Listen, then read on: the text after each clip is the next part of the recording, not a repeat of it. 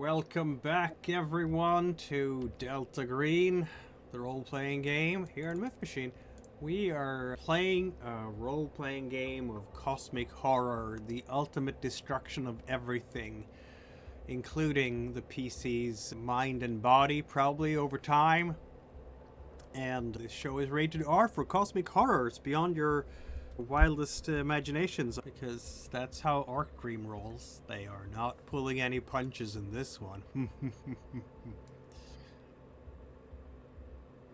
Do we have anything else why it's like rated R? Have anyone done anything really sketchy yet? I don't know about sketchy, but I did say that whole line about dehumanizing serial killers so it's easier to shoot them. Yeah, you did. Yeah, okay. Yeah, that was a moment. But I'm that was pretty just... sure. Yeah. I'm pretty sure Talbot did a hit and run when she crashed the car and then drove off. It was Coon, and you know it. It wasn't a person. Yeah, we haven't started doing the very off-the-books assassinations yet, so it's all good. So that's the poor guy's shop front you crashed. We'll see if we'll start this time. I am your handler, Mikhail Hellstrom, and we have with us for this operation who? Feel free to introduce yourselves, folks. I am Darian, playing Special Agent Brian Fenton. I am Briar, and I'm playing Dr. Alex Blair.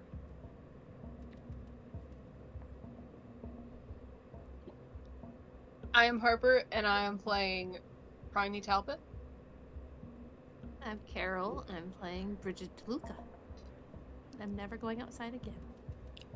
They can't make me. Actually, they can. Sadly. But who knows? Maybe this time you don't have to go that much outside. You can be the gal in the chair while everybody else is going outside.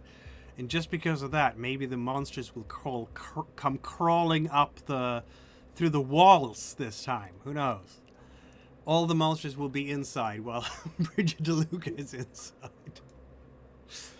Before we jump into today's episode, remember to follow the channel, press subscribe on the YouTube and the bell icon, and all communications with ACEL, of course, through the chat and the YouTube comments. We do what we can to satisfy the top secret algorithms around here, right? All right. It is September 6th, 1996. And it's a perfectly normal day for all of you. Again, it's been 2 years since you worked together as a full team. Still no sign of any Delta Green shenanigans. Maybe it was all a lie. Maybe you've all been... But they haven't even stolen your money or anything. What kind of a scam is that? It's, yeah. Join Delta Green. You have to pay your membership fee every month. $500. Nope, none of that has happened. So if it is a scam, it's gonna be probably the weirdest one ever. But you have your special phones and you have your email accounts. I don't know how often you check them these days.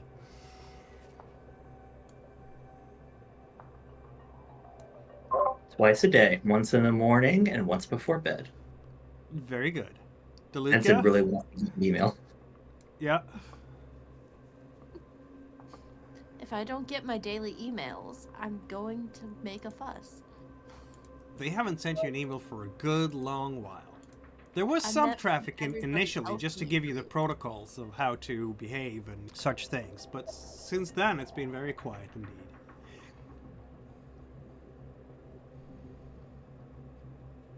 And Talbot and Blair just satisfied that they don't have to care about all this? Yes. I mean, it's just my regular job, but a bit spicier. Yeah, I guess that's a way to put it, yeah. This morning, of course, going into work, Dr. Blair, you live alone as far as I can remember, right? Yeah, they do. Yeah, they do. So you don't have anyone to talk to for breakfast. You just listen to whatever the news happened to be at the moment. Yep.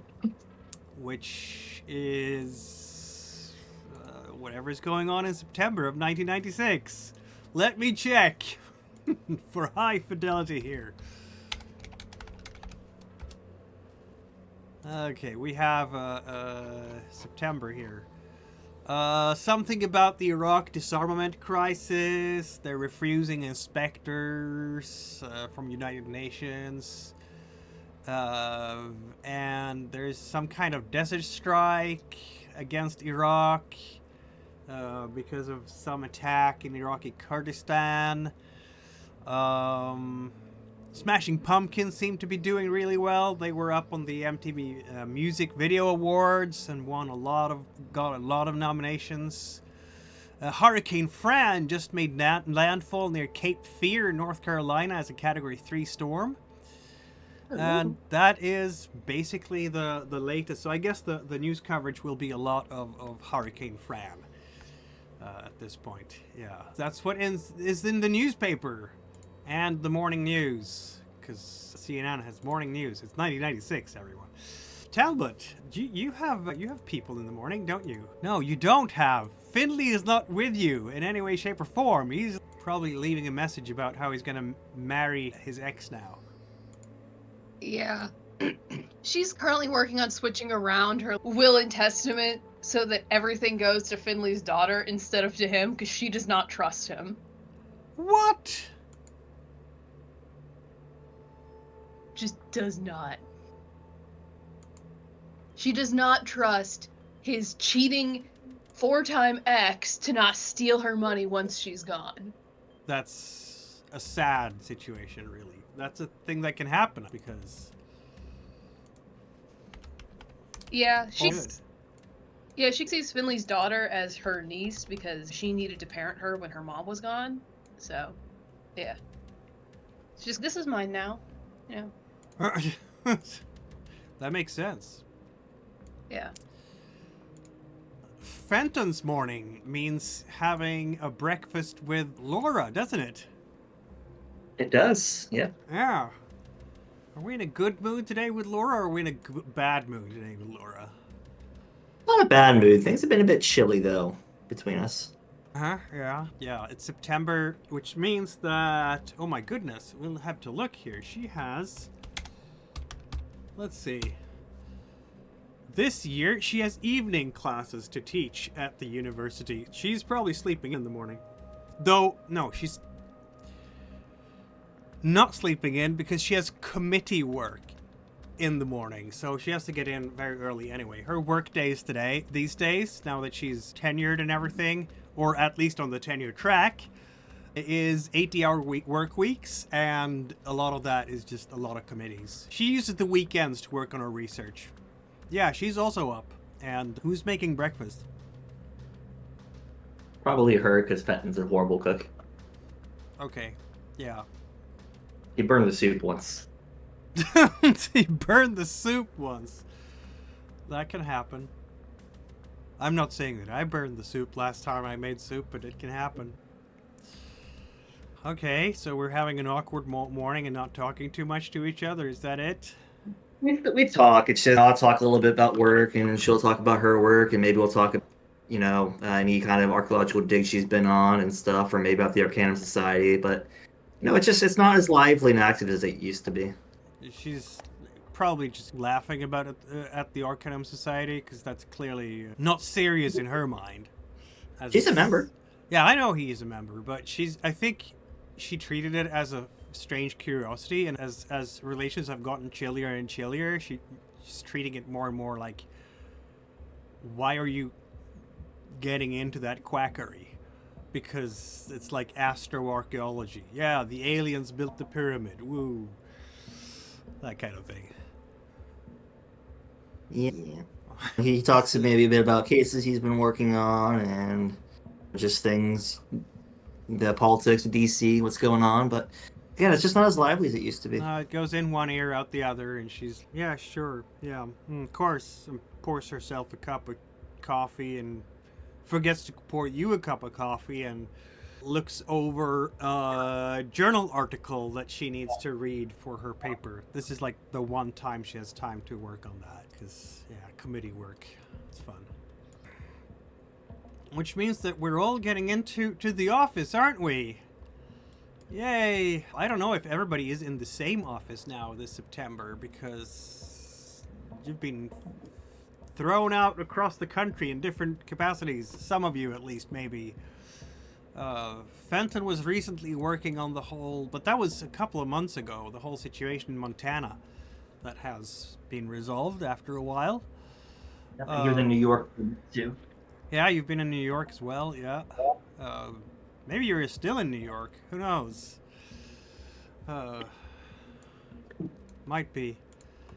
Nah, Deluca, we're home now. I don't think Deluca is moving away from DC a whole lot, because that's the point. That's the whole point of being a computer expert. On the other hand, it's still the early 90s, so it's possible that you have to go to various places across the country to just be basically tech support, forensic tech support for FBI agents who don't understand computers at all, because it's 1996. And I hate it every time. I'm like, it's bad enough trying to explain to my mom how to get emails. You're in your 30s. You should know this. Yeah, they're probably going to say something about along the lines of, yeah, exactly. Yeah. And look, some of them will roll their eyes and just go, we're here to catch bad guys, not whatever this is. At least those who are in their 50s or whatever, who grew up without these fancy schmancy machines, and for whom these strange machines are clearly alien in nature and therefore a front against humanity itself and should never have been invented. I've done my best to come up with some ridiculous little computer programming trick I can do to be like, I know, they're evil devil boxes. Look, alakazam. And I just press buttons and shit happens on the computer. Gee. They're shocked.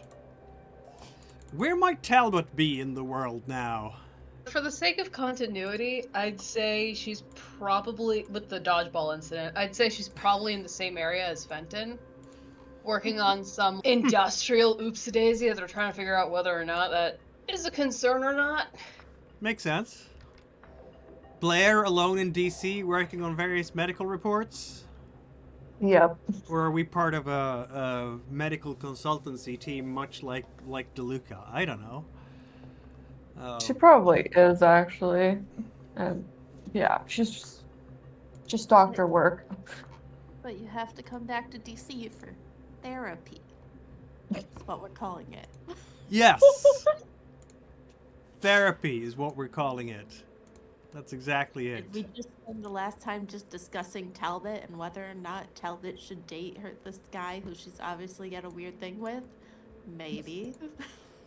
It's not weird. We've known each other since kindergarten. Yeah, It's what totally I do. normal. That's what I said too. Look at me now. Okay, I'm gonna put Deluca in New Orleans, just because it's fun. And I'm gonna put Blair in... Oh, apparently you are in the eastern part of the country at least. But you're probably more like in... Oh, Detroit! I'll put you in Detroit. That's fun. Yeah. And the rest in New York.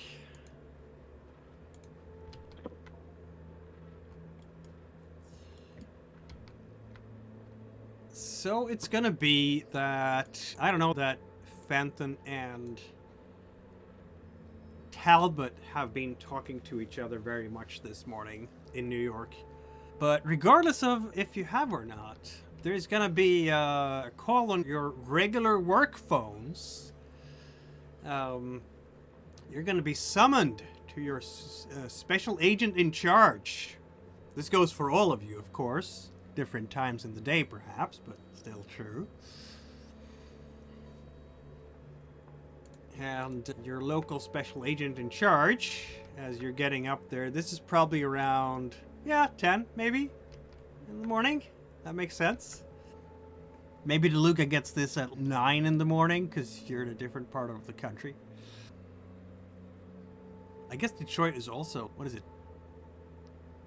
Central time, maybe? No? Yeah? I don't know where the I don't know where border of the the Eastern time zone exactly goes. But yeah, your local supervisor in charge will say, you've been requested here. Backup for a team, apparently something drug-related.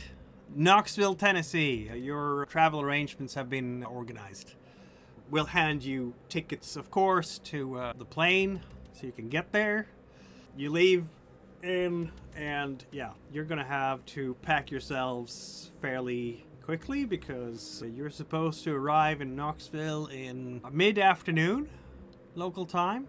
Yeah.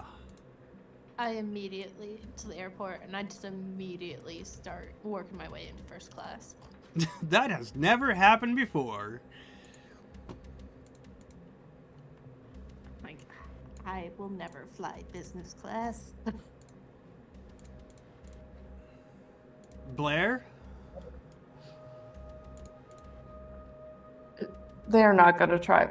They're just accepting whatever flight class ticket they got and quickly packing to leave. That makes sense. Fenton, Talbot, any comments as you're given this first time in a while now that you're on an assignment together?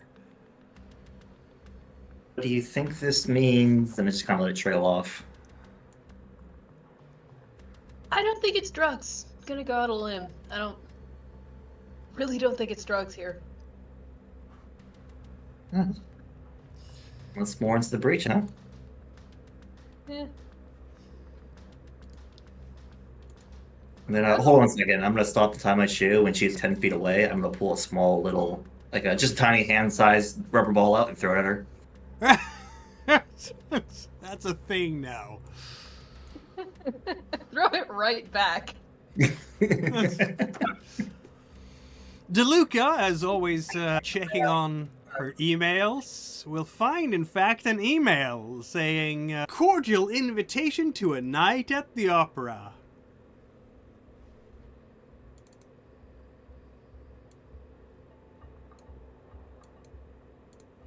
And for the rest of you, I think the cell phone you haven't used for, except maybe to call each other, will ring from an unidentified number while you're at the airport, I think, probably, yeah.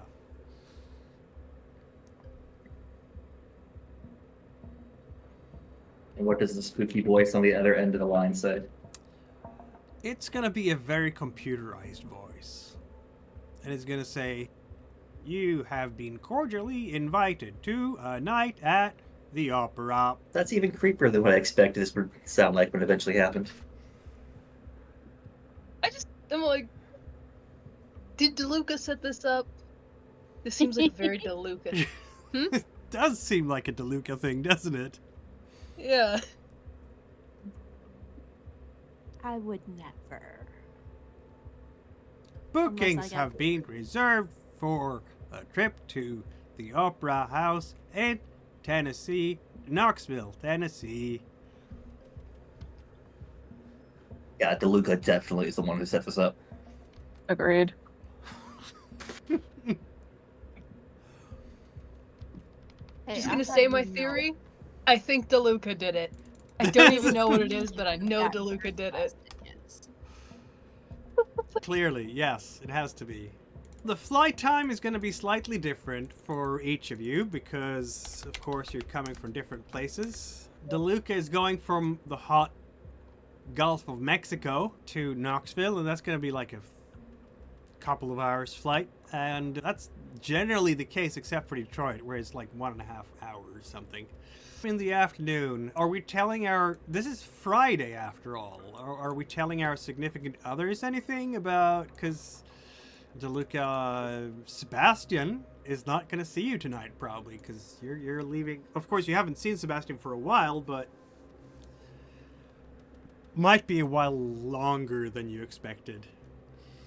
I sent him an email Of course. explaining I got assigned to a new case, don't know how long it's gonna be. We'll send daily emails. Don't forget to feed the ficus. I think Sebastian will be like, which one is the ficus? The only one that's still alive. We're very bad at this plan. That makes sense. Okay. So it's still green. Yeah.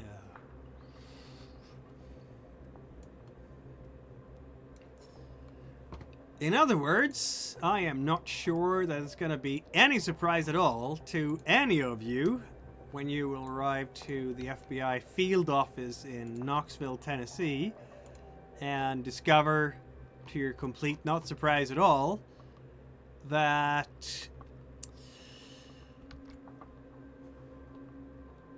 the rest of you all are here.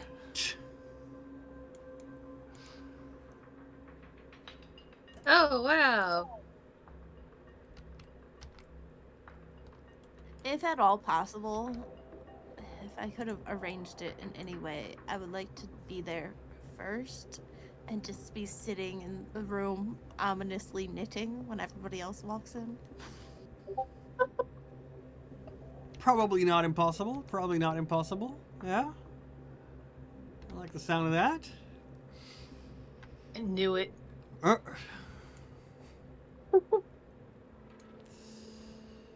Yeah, so I guess everybody's just assuming that Deluca did the whole thing, right?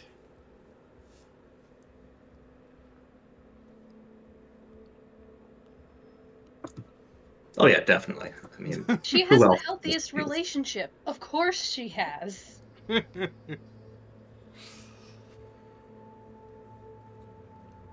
Gotta be. Gotta be. I have the best bonds and the lowest sanity. That makes sense.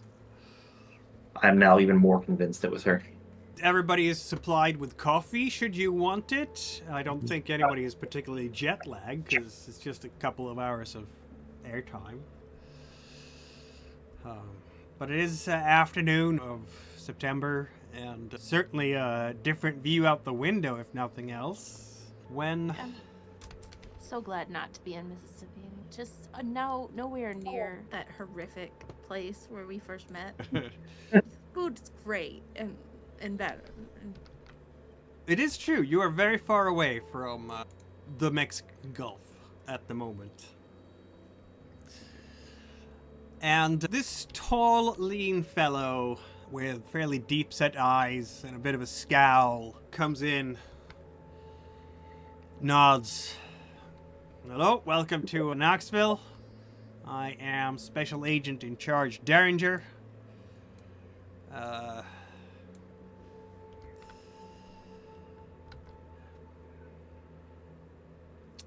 He's gonna hold up his... because you're the only 5 in the room right now. His thumb and index finger and good to see you. Was that supposed to be the Delta Green greeting, I think? Yeah, it's exactly the same sign that Miss Green did when she left you 2 years ago.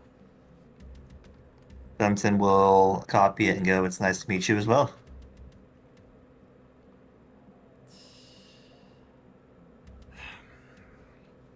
He's sitting down. There's no point in beating around the bush, is there?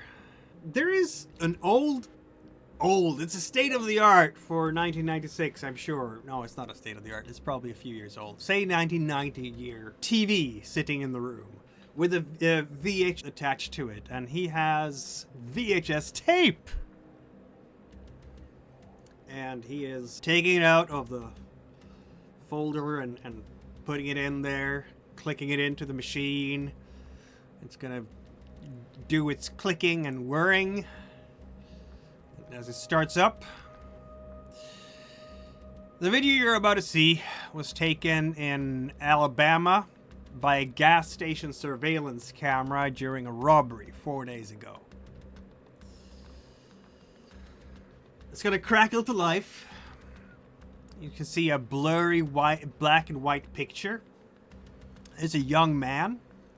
He has a t-shirt, jeans, sneakers. He's twitchy, just holding around himself with his two arms and looking around, really wide eyes, looking around in the shop. Looks scrunching up his face a bit. Of course, there's no audio because it's a surveillance video from a gas station. He goes up to the cashier and he says something to the cashier. Cashier stares back at him really blankly. And for some reason, the young man gets really pissed and just lashes out and punches him right on the side of the head. The head caves in.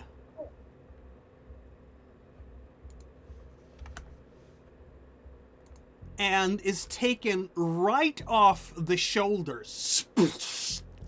That's not how punches work. The head drops onto the counter. The headless corpse stands there for a moment or two. The blood is just gushing out like a fountain. The young man takes a step back. He just looks at the whole thing, shock. As the cashier's hand go up, they twitch, the body collapses. Everybody roll a sanity check, please. Of course. Even if we're desensitized to violence? In that case, you don't have to. Yay. Yeah. Go 1,000 yards there. Exactly. Okay. Oh no. Well, that What's starts. going on? I try to steal the dodgeball from Fenton. Just not even bothered. That goes well. Bridget Deluca immediately loses a sanity point to violence and becomes adapted to violence. Unless you want to expose one of your bonds to this, of course. Hey, what happens when you're adapted to violence? You lose a bunch of charisma. And the correspondent level in every bond. Define a bunch. D6? Oh, no, I don't want that. Oh. Okay then. So I guess I'll we're instead going to expose that. a bond to this. Take that on Tony. Okay then. Roll a d4. I don't think it's really gonna matter that much though, because you can't lose more than one. So Tony will now have a bond level of 12, and when you get back home, you're gonna snap at him. Blair, do you want to get adapted to violence, or are we exposing a bond? I think I'm gonna take the risk to be adapted to violence. Okay then. So that's a D6. I believe it's a D6, yeah. Need to double check that, but I think it is. It is a D6, yes. Okay. I got a 2. Oh, good for you. It's not too bad. We're down to an 8 in charisma. And I'm gonna have to work on that during downtime. yep. Welcome to Talbot's world. Nah, just embrace the 8. As you keep watching this, the young man, he is, of course, I mean, he had a look of horror in his face when he saw what he just did. And then he hits some keys. He runs behind the cash register, probably stepping in a lot of blood, grabs the bills in the register, and turns and runs off screen, and then he comes back with a handful of pill bottles and runs away. And you can't see where he goes after that. He doesn't return. So they weren't lying about the drugs.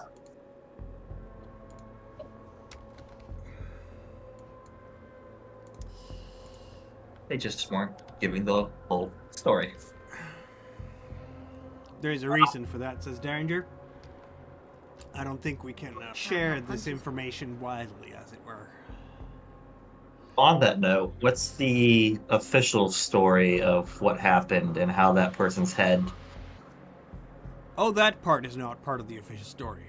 Manslaughter is part of the official story. This man held up 6 gas stations and drugstores in the last few days, first in Tennessee, and then in Alabama, and finally in Georgia. He was caught after his last hike. There was an FBI agent and a state trooper. They put 4 bullets in him before he went down. He is still alive. He is currently being held in the next room. His name is Billy Ray Spivey, and he is nothing more than a very scared young man, as far as I can tell, except his muscle tissue isn't human. When you say isn't human, do you mean just it's beyond human capability, or like... You saw the tape, didn't you? Yes, but there's a difference between, oh, somebody put a bunch of drugs in this man and now his muscles go bigger than they're supposed to, and a rock fell from space and put space muscles into this man. I would go with the latter, but of course we can't put that in any official reports. Now we're working on ascertaining what kind of procedure has been done with this boy.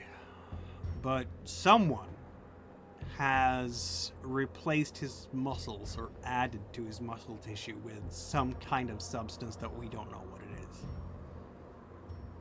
He's literally had surgery.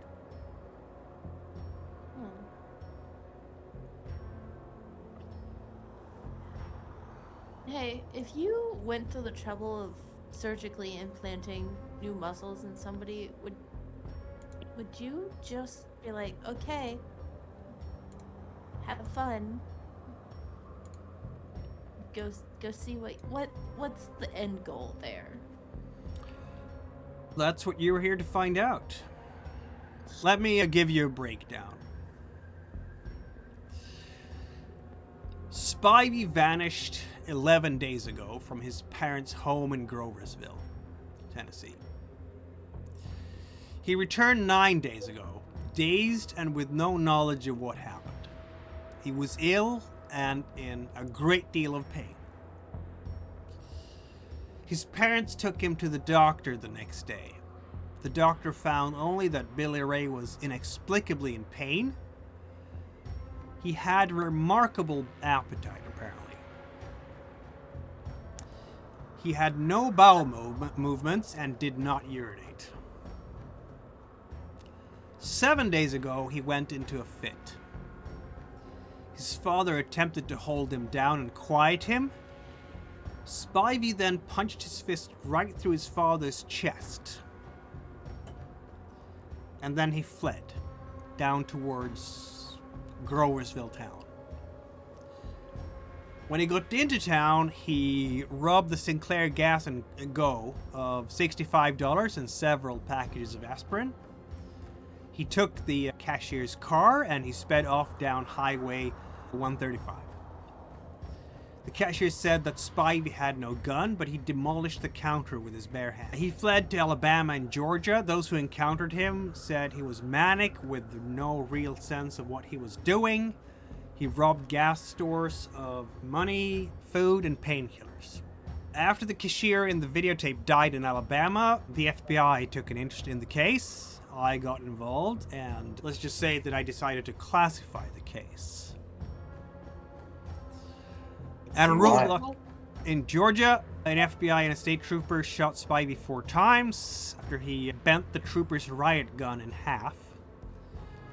The 4 bullets were barely enough to drop him. He was taken in, he was drugged, he's been examined. Analysis shows that muscles in his arms and legs have been entirely replaced with a strange tissue that mimics human muscle but has non-human characteristics. Is it possible Sorry.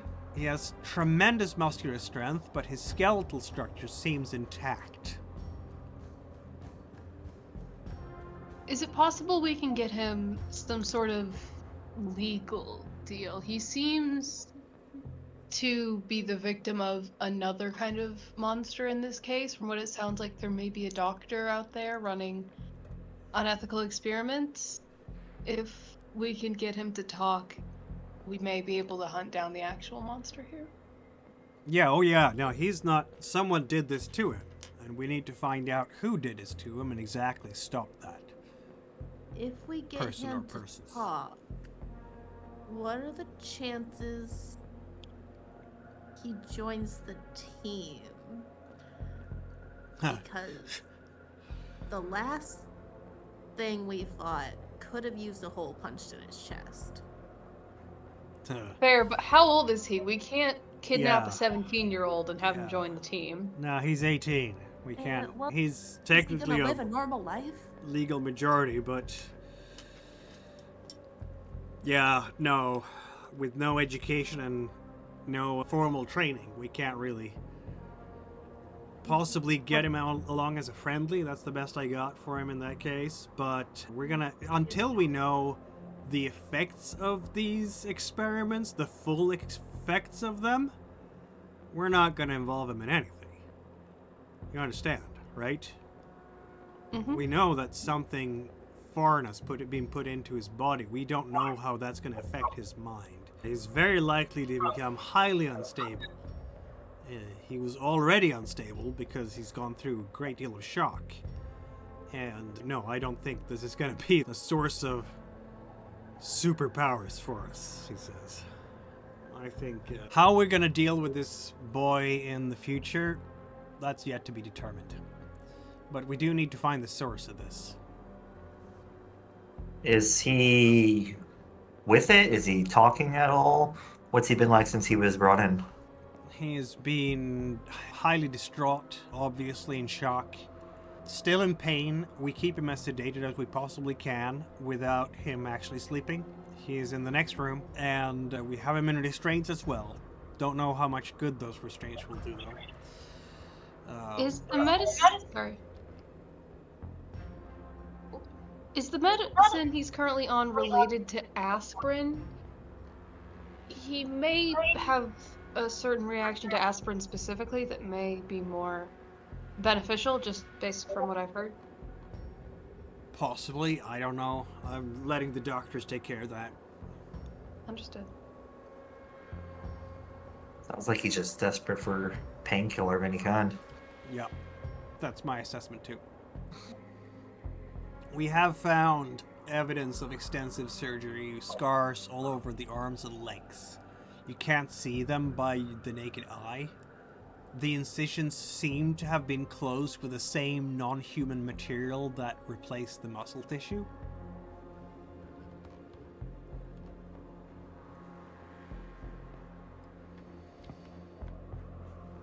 I don't think I have to tell you, and looks at Blair, the implications of this kind of biotechnology. The cover story for you when you're going into Groversville will be, of course, that you are investigating drug ring.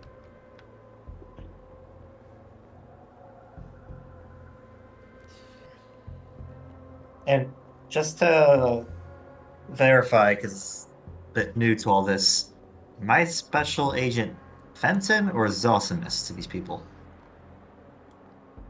You're asking Derringer? Yeah. He's our handler, right? Yeah, he is your handler. Okay, let's say you're anything with that level of classification is only if you've used with other people with that level of classification. That includes your code names, yeah. Gotcha. So we just use our normal identities while we're out. You're gonna be the group in situ, so you're gonna have to decide him. But I don't think that you have any fake FBI credentials on you, do you? No, not at all. Never. I would never. You'll just have to take the risk. I do have access, and he's gonna hand you whoever wants it. He's gonna just push it across the table. A local green box, in case you need to use it. Yes, absolutely. Let me get my grubby hands on that. Of course. Did you want to interview Spivey. Otherwise, the only leads we have will be found in Groversville. Sure, let's- Before we do that, I would.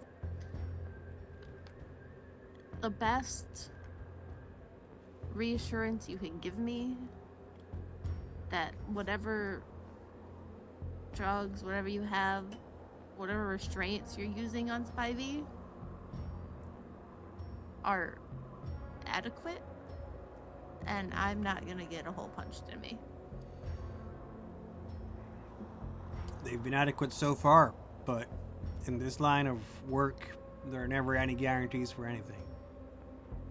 He just looks you straight in the eyes and says that.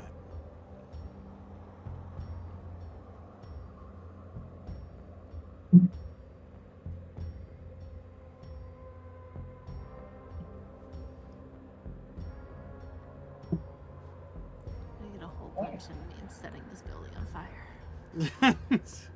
I've got the highest dodge. I can go talk to him. Yes, but how are you at the human? Let me see.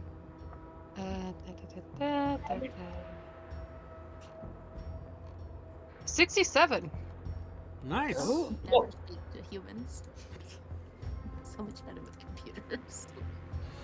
Are we gonna have a chat with young Billy Ray Spivey then? Yeah, he's our only lead. Yeah. With Talbot taking the lead because she has the highest dodge. The dodgeball has already paid off.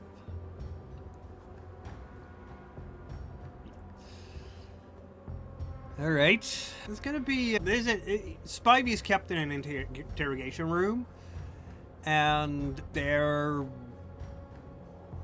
is gonna be 3 FBI agents who are standing guard in the room with assault rifles, and yeah, they do have orders to fire if he breaks free. The young man, he's sitting there in a chair, and he is tied up with handcuffs to the chair. He has sneakers, blue jeans, and a Metallica t-shirt. Those of you with we have a whole bunch of people here with human, right? Lots of humans, don't we? No.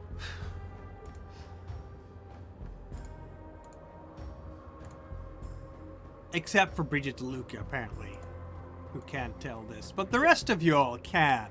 Because either you have human or a lot of medicine. This guy is absolutely drugged out of his ears. You can almost see the drugs flowing out of his ears. That's how drugged up he is.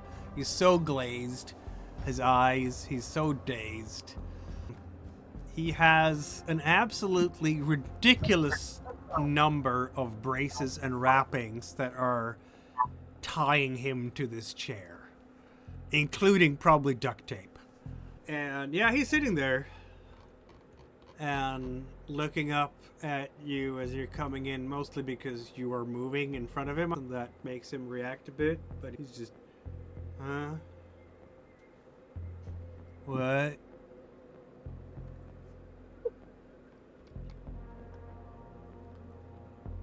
Hey, buddy. How you feeling? It hurts Oh, a bit. Sorry. Yeah. Arms and legs hurt a bit. Helps though, they gave me some meds. Helps a bit. Good.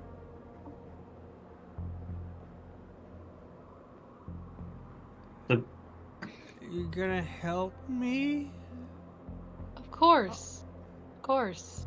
We have some questions, but if you're not really feeling up to talking, we can come back later. I don't know. He's a bit dazed clearly. I don't know. I just want someone to fix my arms and legs, please. course. Can we examine his arms and legs? I suppose you can at that.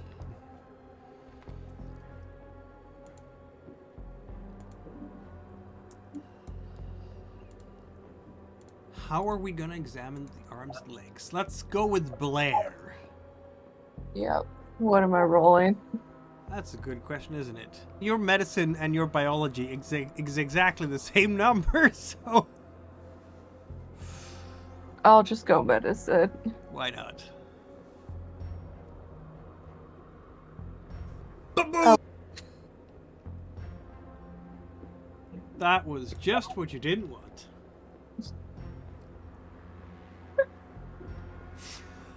Okay, what are we doing with this fumble then? Are we doing physical strain, emotional burnout, alienation? Are you going to alienate him maybe? Distraction, confusion? What do we want here? I'm gonna say confusion because, yeah, this is beyond. To her, it's beyond her knowledge. It Like, is indeed. As far as you can It's not tell, making any sense. he is perfectly normal and you have no idea what the other doctors said about anything. Why are they drugging this poor kid anyway? This is violating his constitutional rights, you're pretty sure. There's absolutely not a scratch on his arms and legs. What are you talking about, surgery? They look completely normal for an 18-year-old semi-athletic kid. Can the rest of us check, or? Sure, if you want to. Do we have any skills that would help for this? Nobody has any medicine or biology. Just at a glance, what do they look like? Perfectly normal arms and legs.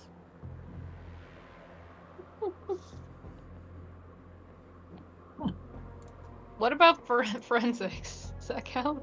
Nope. Not in this case. Okay. What if we were trying to look search. for... Search count? No, not really. Okay. Like, looking for signs of surgery or surgical scars or anything like that? Let's see. Yeah, sure. Why don't we roll an alertness search check with a -20? Yeah, there we go. Oh, shoot. I didn't pass anyways. Not today, no.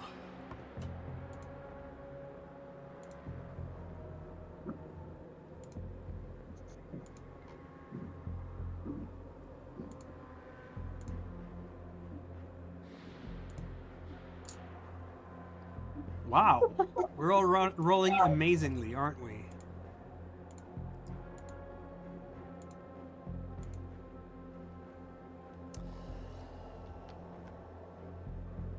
Yeah, so clearly you can't see anything wrong with this fellow at all.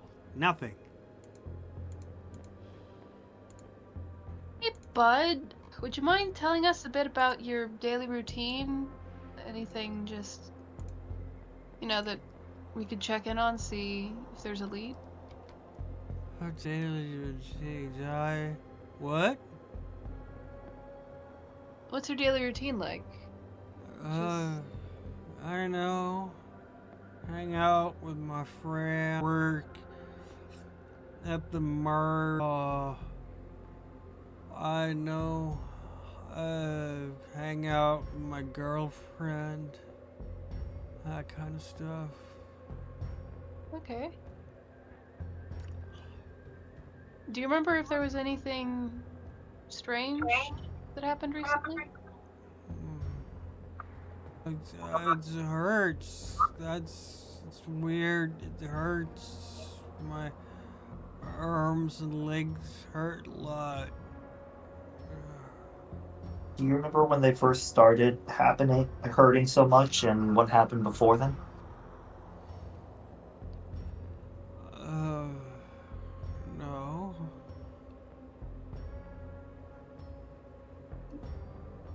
No. I have an idea.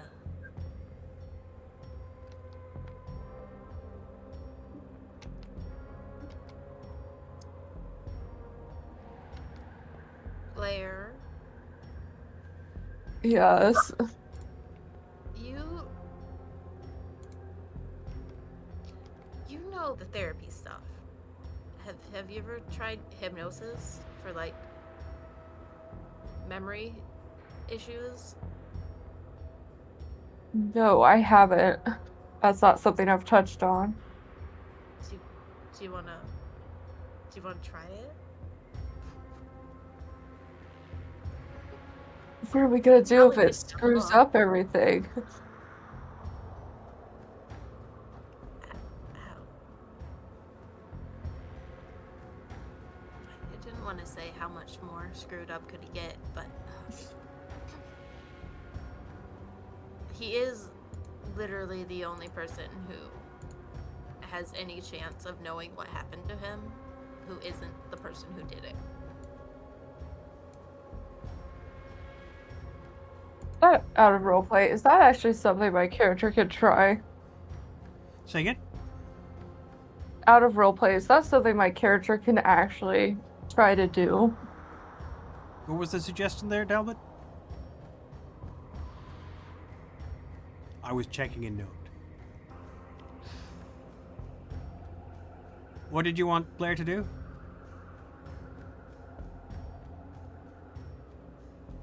I didn't ask anything. I think Oh, Blair I'm sorry. was It asking. was Carol. Yeah, go ahead. Using hypnosis to try to trick him into remembering. There is the cognitive horrifying interview, which thing is the closest you get to hypnosis. But to do that, a person generally should not be under the heavy influence of drugs. So there's that. I don't know. The history of science has often cited on the heavy influence of drugs. In many other contexts, yes.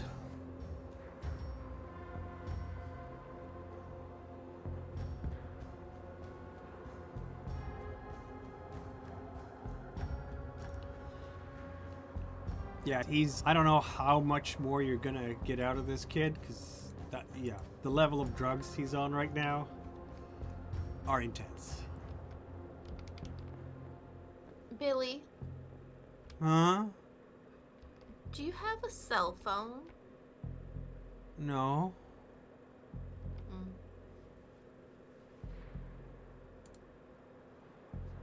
Hey, Billy, Huh? do you remember your girlfriend's name?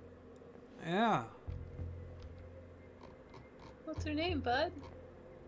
Her name. Apparently, it takes him a moment to remember this. Because he's also a bit out of it. Still.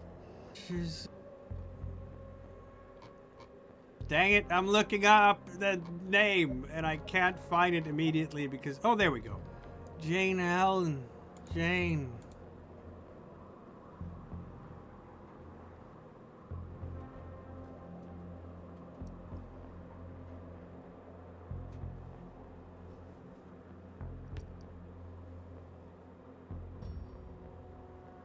Thank you. Then, that was the young man. So what are we doing now?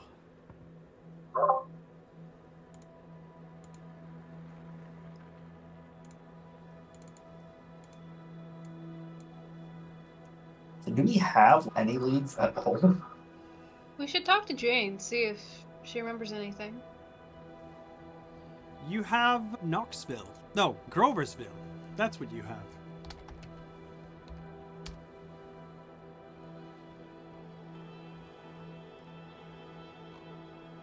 Like, we don't know what his activities were before he disappeared. Not really. No. He's too out of it to tell us anything. Yep. We could intentionally let him come off the drugs a bit, become more lucid. But then he'd be mad and in more pain. We could agree to give him more drugs if he chooses to cooperate, so we can help fix him. He's already cooperating. Why should we put him in pain? Let's exhaust our currently lucid leads, and then we can look into something else. We don't really have any leads except the town he came from is the problem. We know his girlfriend's name. We can check in with her. As you're leaving the boy, Derringer will nod a little bit. Yeah, I think Groversville is your next stop, he says. Feel free to check that out. And he points towards the keys that Deluca now has somewhere in her person. And keep me posted on developments. It's about a 2-hour drive from here to get to Groversville. If you need a vehicle, of course, you can take one from the impound, or not the impound, the garage. There we go. And best of luck, he says.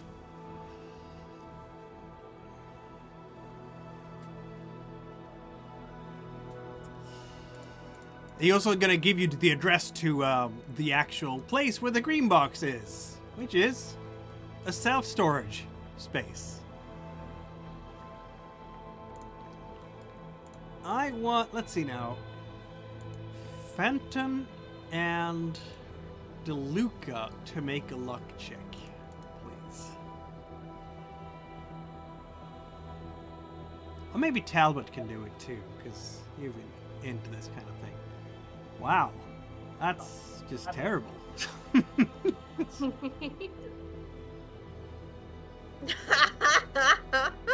Wow. Ow! That's even worse than my driving. It's God. a good thing you weren't driving this time, isn't it? Does a piano just fall on my head, Looney Tunes style? No, it doesn't. We've had 0 successes this session so far. Isn't that interesting? Sooner or later, someone's gonna roll something low, right?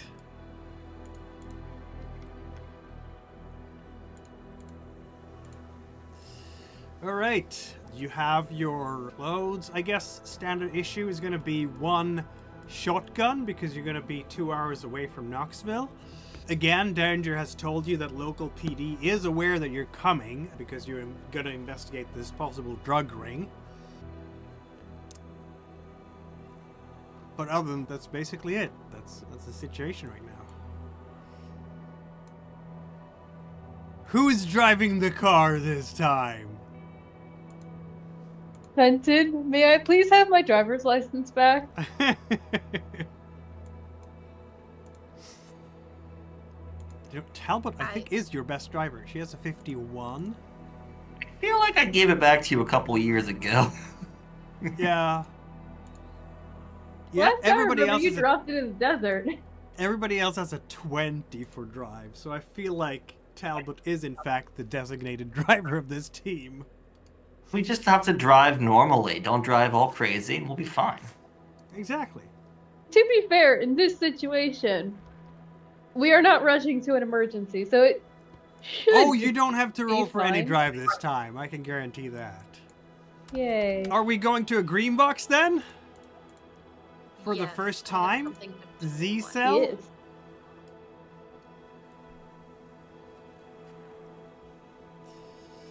It's gonna take you a little while because obviously there's no GPS in 1996. You'll have to actually use a map and check, take a left here, take a right here, and someone is the map reader in the. And you're gonna get to self-storage unit of some kind.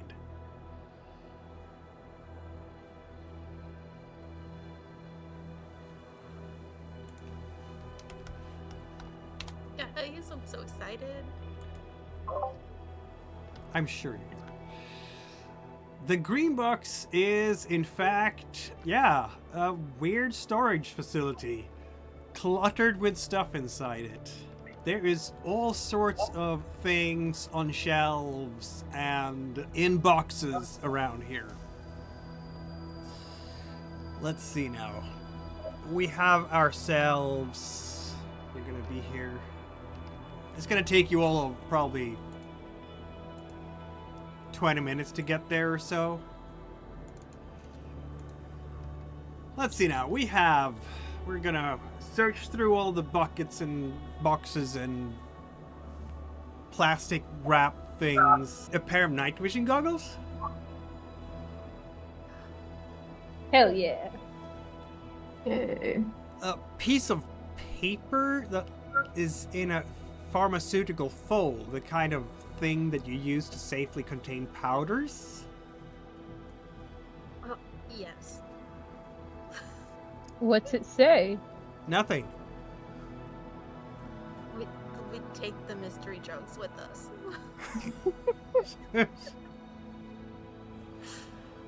Can I try them? Just a taste? No. It's actually Aw. not containing powders. It's containing dozens of ticket stubs for a nearby pawn shop. Oh. Can I lick them? Yes, you can. You're licking the ticket stubs now. These are real ticket stubs. They are real ticket stubs, yes. They're not covered in drugs, guys. Why do you know this? Look, I did some wild stuff at college, okay? All the pawn shops hated me. There's a camp light lantern. A couple of paperback books. One says Light from the Christian East, an introduction to the Orthodox tradition. The other one says South, the last Antarctic expedition of Shackleton and the Endurance. Guys, I've been waiting for this. I open up my bag and I just start setting hats and mittens in a variety of bright and cheerful colors in here.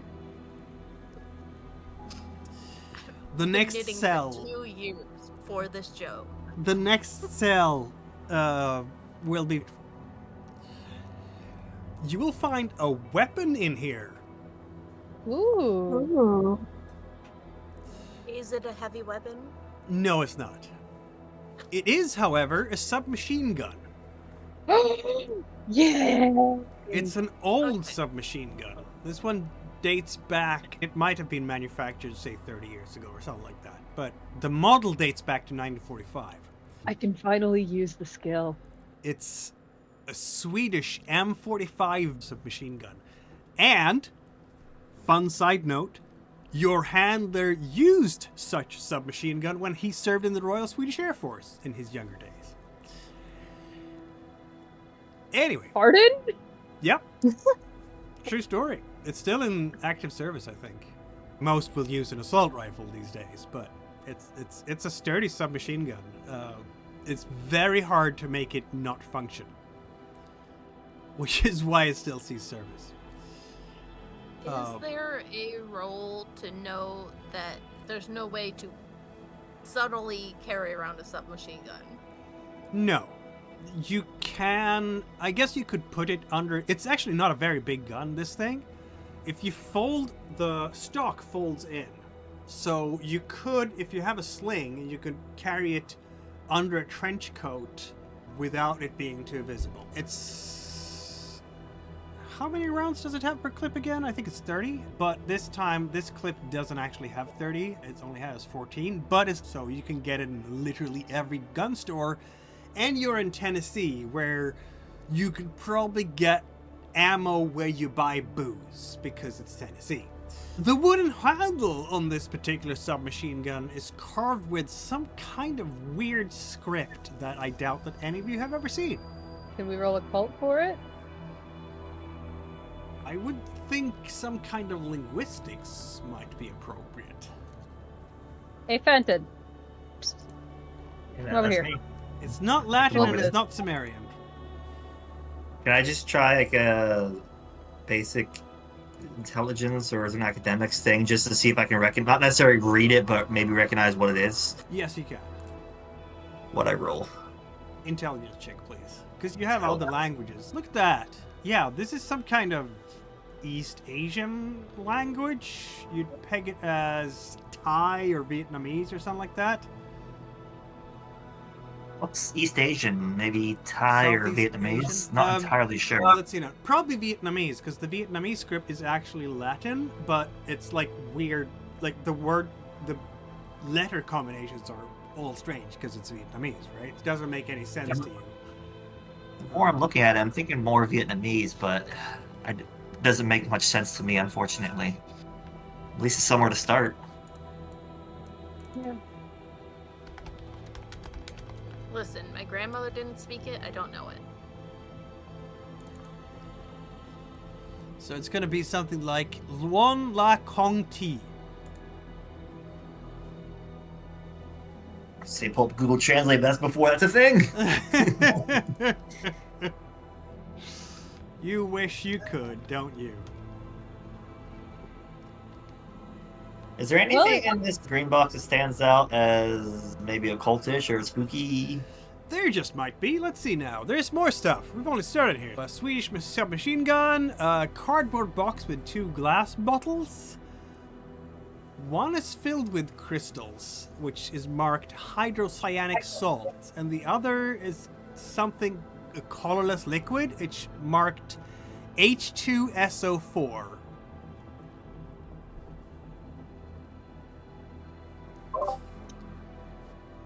Blair, she recognizes them. These things like chemical compounds. This is definitely chemistry. I don't know if Blair has any chemistry, but I sure don't. I only have biology. I don't have Yeah. any chemistry. No. Who gets a chemistry in high school? Though you H2SO4 is definitely a very powerful acid. I'm gonna go out on a limb and say hydrocyanic is also not great. So let's just take the bottles and keep them nice and sealed. Do we need to take them? No, you don't need to take anything you don't need. Oh, for the group, you can discuss it. I wouldn't say no to a bottle of hydrogen cyanide. That's what it Even is. if you don't take, we can leave here and come back and get it if we need it. It's better to have it and not need it than need it and not have it. There could be some use to having a very powerful acid if we need to get through a lock or something. Yeah. Just don't let it break in your wherever you keep it. Yeah. You could just throw it at somebody. Solves a fight real quick. You could, in fact, do that. There's a container saying Militia Kit. Ooh. Say militia kit. Yeah, Militia Kit. What's inside of it? 4 semi-automatic carbines with chrome-lined barrels, complete with folding spike bayonets, cleaning kits, and some kind of load-bearing vest with 10 pockets, each holding 3 10-round clips, a couple of steel spam cans, each with a bunch of ammo, and a motley mix of camouflage clothing. Yeah, a whole bunch of camo clothing, which looks like it's like old surplus from the 80s or 70s. Looks like something we'll need. I just pick up the cardboard box and shuffle it out to the car. that's semi-automatic carbines for you. And yeah, if you have to fire something that can't be traced back to your service guns, I guess that's going to work really well. There's a box of 45 rounds as well, like the caliber 45. What about the machine gun? Can I have that? Oh, absolutely you can, yeah. If Thank everybody you. else will allow you to have it. Oh, no. There is a large roll of duct tape. Always important, right? Yeah. How about a replica of a Glock 17 pistol? It's a non-firing replica of a Glock.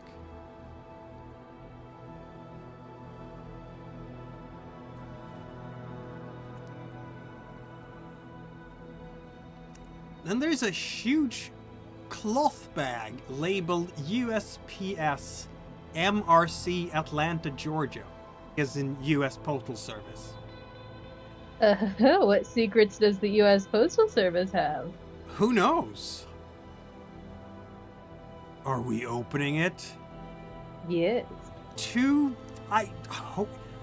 Just a whole amazing amount of unopened pieces of mail. There must be thousands of letters in there. We could pose as a postal service worker and we could hide stuff in the bag if we had to. Yeah. Maybe we could hide the machine gun in there. That is true. It Just is don't big try to enough take for us to that. security. It's the 90s. There's no security anywhere. Though a regular duffel bag will be enough to help hide the submachine gun. And if you want to break it down right now, like it breaks down easily into different parts, and it would be small enough to carry in a totes bag if you do that. Yay. So, yeah, it's not a very big gun. I encourage you to look it up. I can't do it right now, but if you Google the M45B submachine gun, it's classic.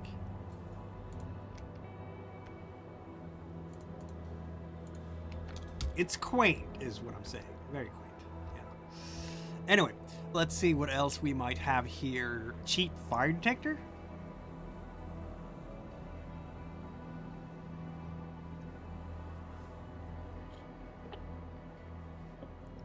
An old camping sleeping bag? That's one way to hide a body. Sure. An envelope. What's in it? 25 Deutschmark bills. What? Yeah, Deutschmark. German money. Oh, okay. Sorry. This is before the euro. There are no euros. Okay.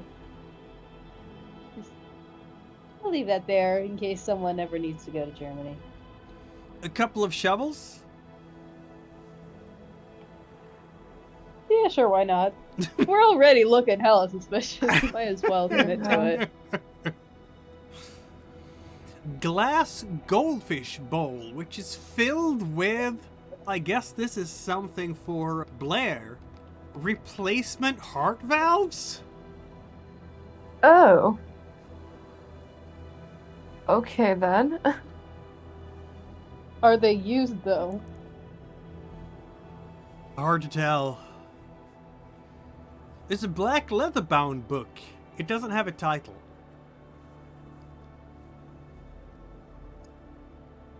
What are the what does page 55 say?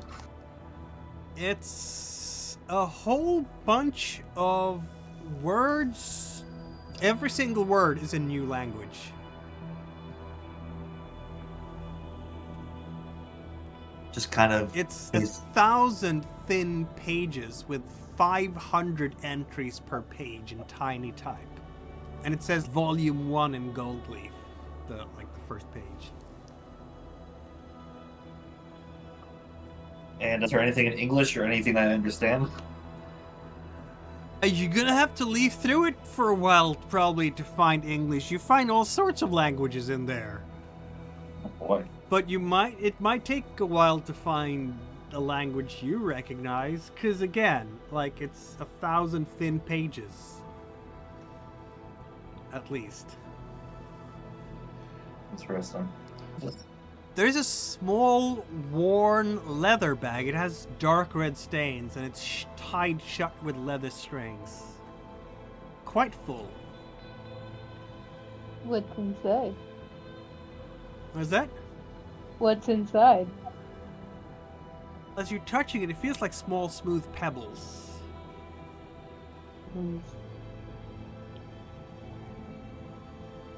You have to open the leather strings to find what's inside it, though. I opened the bag. Teeth. Oh! Oh. Yeah. Is this the Tooth Fairy's hideout, or? You know what? Blair will be able to identify them as, in fact, smooth, fine children's primary teeth. Oh. The teeth you get before you become an adult. All in perfect condition, as far as you can tell. That doesn't make it better. Probably not. Gonna tie that back up and put it back where it was. Yeah, maybe. There's a cheap paper folder with the Johns Hopkins University seal on it. What's inside? Inside is a printout from about 10 years ago, dot matrix style. A lengthy text in English, actually. It says that it's an invocation to Sadogawath. Hey, Fenton, you want this? Yeah, I'll take it and take a look at it. Okay. Do I recognize Apparently, those names or what that might be? Apparently, it's some kind of phonetic transcription from Ojibwe. But it's What's it gonna try? it's an incomplete text too. I can try to decipher it or something. Way to spend the off time or the downtime. That's what we have in there. That's the whole stuff. The Christmas gifts for you this time. So Corey wants to have the submachine gun. There we go. I You mean- now have a submachine gun. I'm fine with having the submachine gun. Just to clarify, nobody else wants this thing, right? All yours. Apparently not. Okay. I didn't want to take it if anybody else wanted it, so. This particular type of submachine gun, it will put lead into enemies, but it's not going to be like an assault rifle or anything like that. This is not even a high velocity weapon, so you'll have to aim it like according to ballistic trajectories when you're above 50 meters or so, because the bullet drop and everything, you have to calculate with that, because that's how slow the bullets are. They are. It's literally a World War II era type of weapon. Does it count as heavy machinery? No, it doesn't. Counts as regular firearms. Okay. Now, I'm for waiting heavy for that rocket machines, launcher. like heavy weapons, would be things like an automatic cannon, a general-purpose machine gun, grenade launchers. Hand grenade actually counts as a heavy weapon. Handle flamethrowers, minigun, rocket-propelled grenade launcher, that sort of thing. I'm waiting. I know. Whenever you run into a cult that is armed to the teeth, I'm sure you'll get one. But that means that you have 4 carbines, doesn't it? Isn't that nice?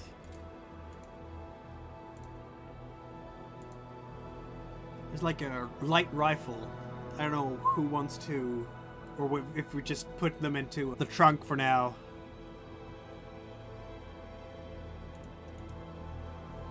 Up to you. I'll pick one up, but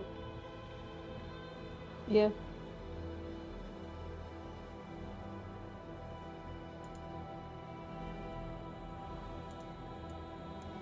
Yeah, it's probably one of the things we should probably just keep in the trunk until we really need it, because we don't want to draw too much attention to ourselves when walking around with carbines might draw some attention. Yeah, that's fair. I guess I'll wait to add it to the inventory. That works. Alright, are we gonna hit the road then, folks? Yeah. Okay. It's now 5 o'clock. I guess you can get some chow before you leave if you want. I don't know, it's a 2-hour drive, it's up to you.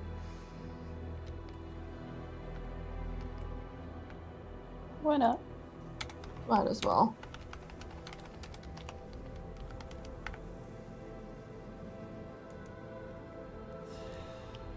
Alright, 2 hours, Talbot, and everything. Yay, Tennessee. The hills of Tennessee. I've never been myself, but I'm sure at least some of you all might have been. I don't know. What fun and games are we devoting ourselves to when we're driving on this road? Try to decipher that incantation or just explore it and check it out. Don't you dare summon Cthulhu while I'm driving the car, Fenton. I begin I knitting. probably wouldn't do that. That would be weird. And also That a probably problem. That probably is doing a lot of work, Fenton. I begin knitting cozies to hold fragile bottles of acid, just to reduce the chance they explode near me. Fair. That's probably not a bad idea, all things considered. Yeah. What color do you want for your bombs? Never go wrong with a good purple, maybe a bright pink.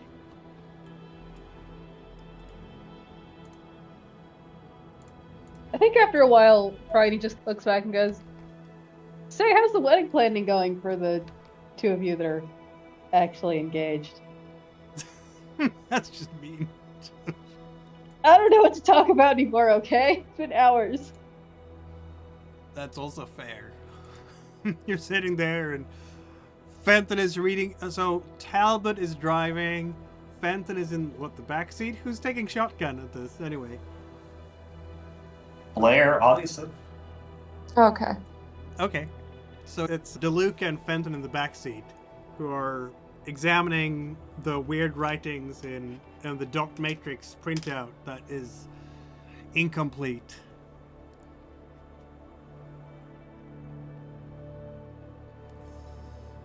And yeah, it's hours of driving on the highway. At least you're not gonna get attacked by anything horrible, are you? Or are you? Muhaha.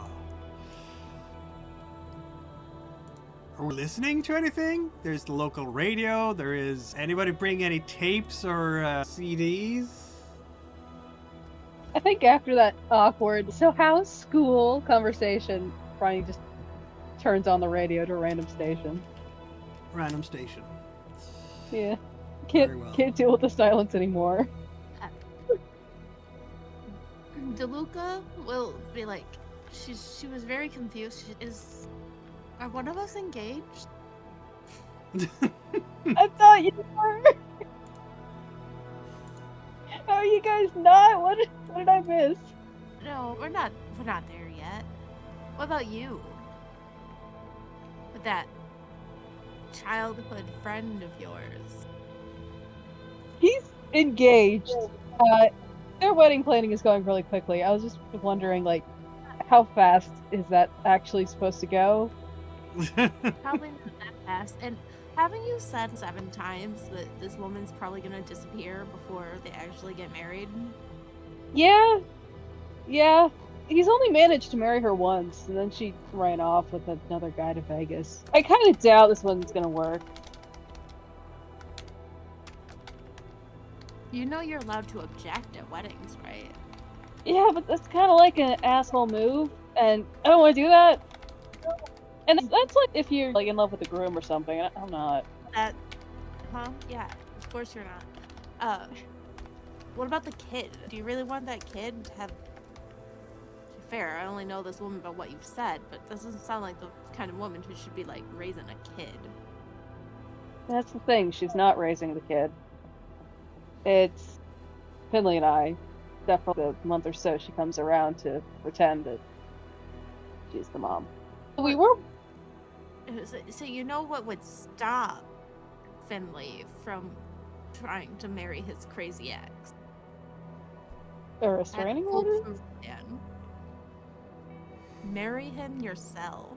Fair, but he's kind of set on marrying her right now, so I don't... Alright, we're back here on WGRV, your home for classic country, questionable journalism, and top-tier bull. Quality local news. Ha! I'm Big Earl. And I'm Denny Ray, the man, the myth, the legend in my own mind. And Earl, you know what's really got folks talking out in Groversville? It ain't the latest hog prices, I'll tell you that. What is it, Denny? UFOs, flying saucers. Yeah, little green fellers out there probing cattle and messing with Farmer Johnson's cornfield. I hear they've even seen Elvis walking the streets down there. Oh Lord, not again. I swear, every time old Clyde down at the feedster has one too many at the VFW, we get another alien invasion out there. You ain't lying. So check this out, folks. A couple of nights ago, some fella out in Groversville started claiming they've seen bright lights in the sky zooming around like one of them fancy new Japanese aircraft or something. Now they got crop circles showing up in some cornfields outside town. And get this, some fella swears he's seen a real live spaceman sneaking around behind the Piggly Wiggly. Do you think what this kid has could be another case of an alien host? It's completely possible by this point. Yeah. All I'm saying is, if these aliens are real, they better start buying property and paying taxes like the rest of us.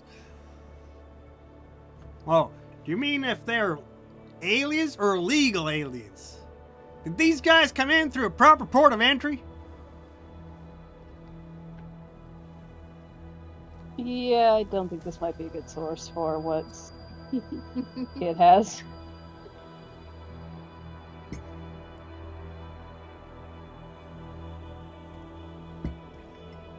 That is what's buzzing on the local radio stations at the moment. Yeah. Nice cornfields. Got lots of nice corn.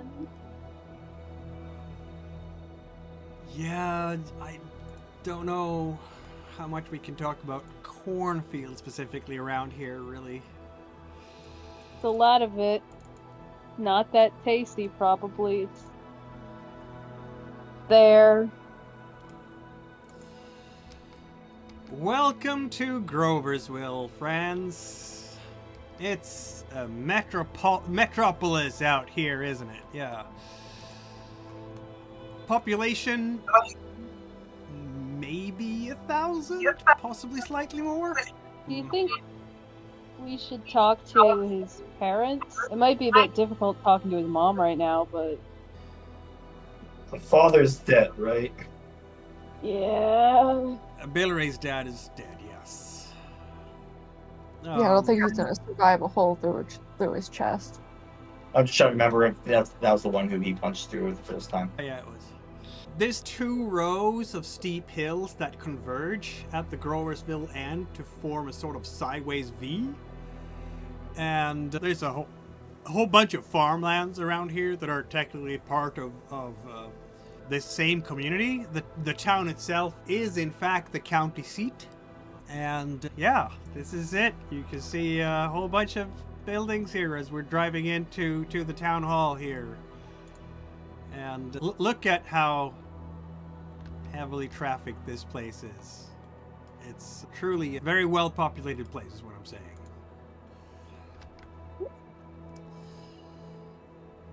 In the center of this little town, you'll have a town hall. There's a whole bunch of churches around here, of course, and some gas stations and whatnot. Don't know where you want to go first here. So we have the girlfriend or the mom. There are only 2 real leads right now. Time is 8 in the evening as you're arriving. Perfect time for the Men in Black to show up. And you are, in fact, the Men in Black. How does that make you feel?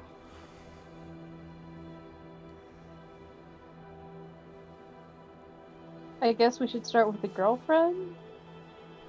Yeah, we might as well. Do we know where the girlfriend lives?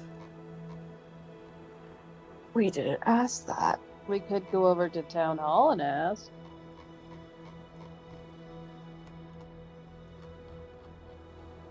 I guess you can, yeah.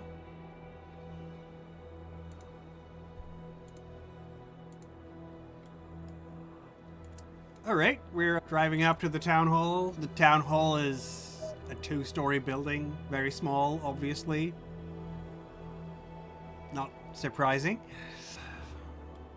There's gonna be a lady clerk behind the desk there as he come in, and she's looking up at you when you're coming in. Looks a bit surprised to see you. I'm guessing you're all dressed in your business casual style tie and whatnot. Yeah. Yeah. Good evening, ladies, gentlemen. What can I do for you?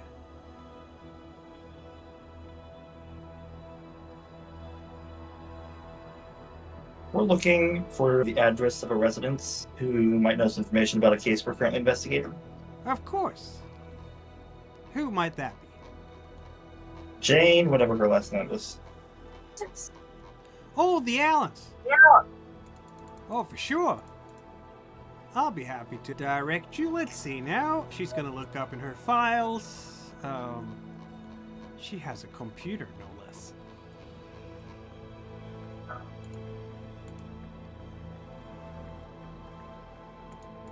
Yep, she's gonna give you an address.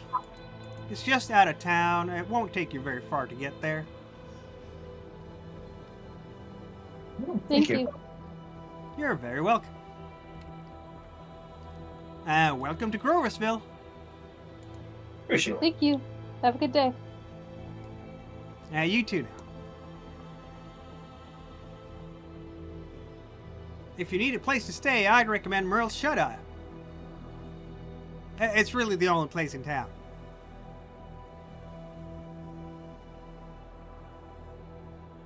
Where's that at? Oh, just down the main road. Can't miss it. Just to take a right from here down to the main intersection, you see the sheriff's office, and then follow that road all the way down to Merle's Shuteye. It's right past the county utilities. Thank you. We're going straight to the Allen farm then?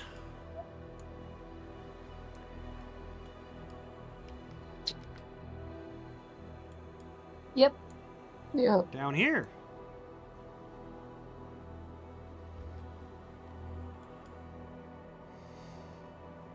All right. You're not gonna get there very much later. It's a simple drive. Takes all of several minutes to get there, probably. I guess you need to find your way and everything, but yeah. It's a farmstead, much like all the others here. Barns, a main building, big driveway with lots of cars and trucks. Can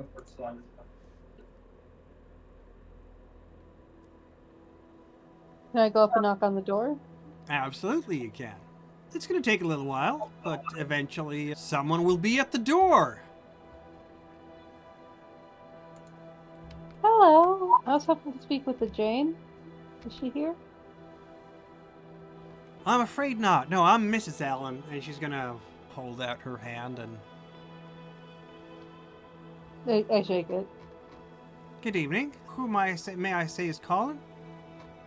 I'm Phryne Talbot. I'm here investigating what happened to that poor boy. We were hoping to have a word with your daughter to see if he saw anything out of the ordinary in the days preceding the tragedy. Oh, yeah, the tragedy. Poor Mr. Spivey. He was a good member of the community. We're all very distraught. Do you want to come in? Maybe have a cup of coffee? I'm afraid Jane is not at home at the moment. You know how they are, teenagers, running around all the time. And it's a Friday night and all. Yeah. Oh, I'd hate to be a bother for you. We can come back tomorrow if that would be better. Oh, suit yourselves. Have a good day. Have a good night now. And welcome to Groversville. Thank you.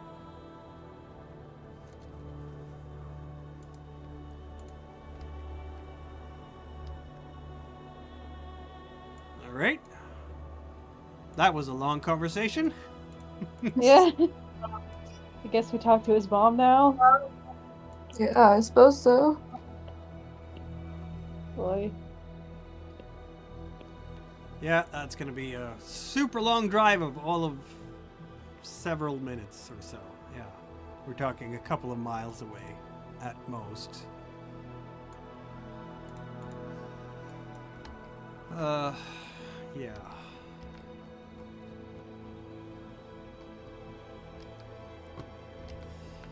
Well, another knock on the door there. This time it's not gonna be a woman opening the door. It's a gentleman with a nice big fat mustache. And he is in his late 40s.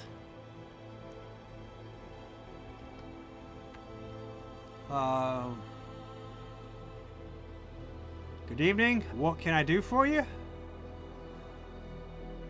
He says. Am I answering the door or is someone else?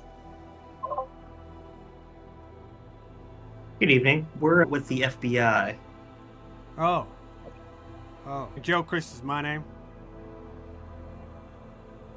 Brian Fenton, nice to meet you. My pleasure. Yeah, we're just keeping her company now during our difficult time.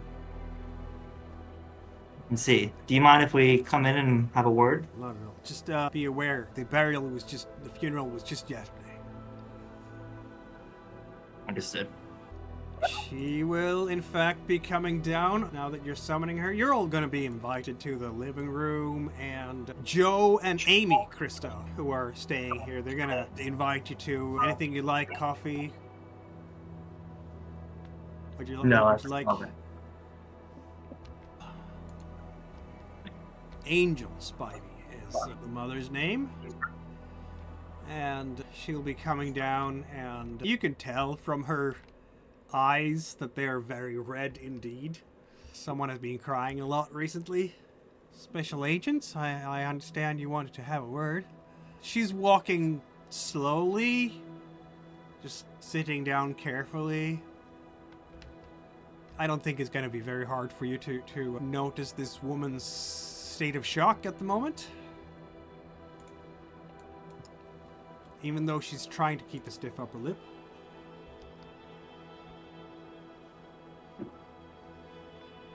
I don't know what I can tell you, ladies, gentlemen. I've been talking to the deputies and the state police, but whatever I can do. Can you tell us what you told them? Explain what happened? No. 11 days. 11 days ago. Yeah. Billy Ray, he was coming back. He had met his girlfriend, Jane Allen. Her farm is just a couple of miles to the east of here. And he was driving away from their house.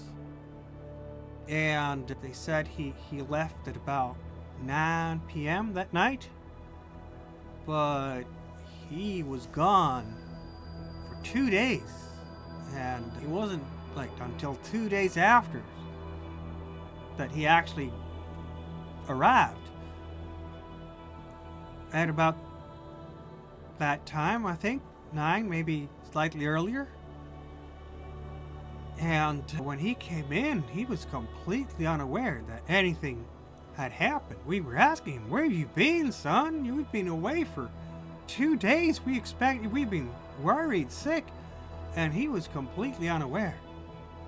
But he felt very ill, and he said he had some pain, and we put him to bed. And over time, his pain grew. He didn't sleep well that night at all. The next day, we called on the doctor, and the doctor came out, gave him a good assessment, and he didn't find any cause at all. So it was a mystery to us. He prescribed some painkillers, but it didn't seem to help. He was in such pain. And she's starting to, slowly break apart at this point. And then that day came. I didn't see it myself, thank God. But Billy Ray came running out of the house, and his arm was completely covered. And I went up to his room, and Rich was up there, and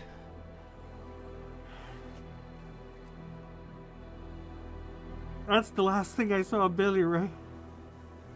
Have you seen Billy Ray? Is he okay? He's okay. We have our best doctors working with him. She's gonna get a hug from Amy. And yeah, there is some shaking of her shoulders as she's crying right now. Again. I don't know what else to tell you, she says. What's happening? What's happened to my Billy? What happened? That's what we're He trying to didn't mean figure to. out. I'm sure he didn't mean to. I don't know what happened. What had his behavior been like that day leading up to the incident? Anything different apart from the illness and pain?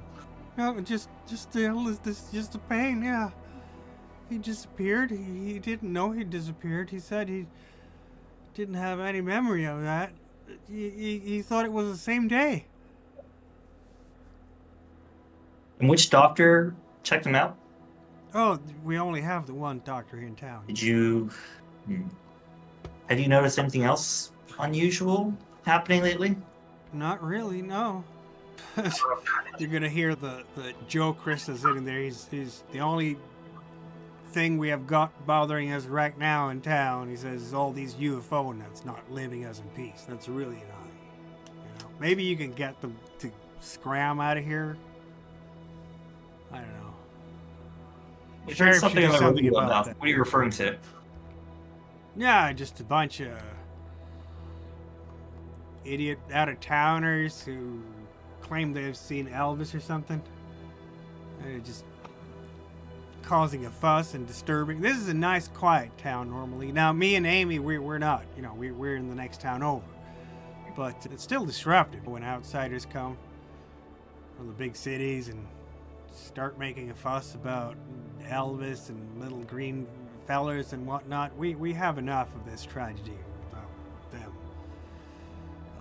making it worse with putting their noses where they don't belong. It's just annoying.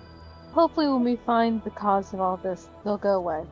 Yeah. Billy Ray, this is still Joe, because Angel's still crying on Amy's shoulder. Billy Ray, as far as I know, he was perfectly normal teen, just hang out with the other teens around here from high school. They played their music. Maybe like most teens around here, they get their older brothers to go and buy some beer for them at the country bunker, which they're not supposed to be doing, but everybody knows they're doing it. All that kind of stuff. And then they go hang out at the reservoir. That's what kids around here do. That's what we did when we were kids. I was always being around here.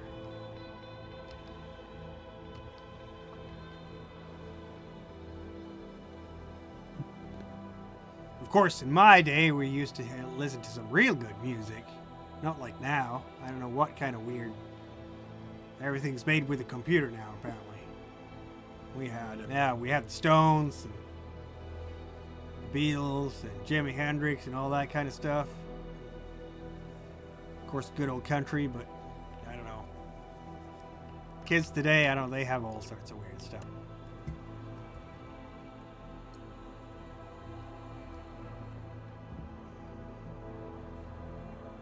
Yeah. This isn't the same. Sorry, we can't be of much more help.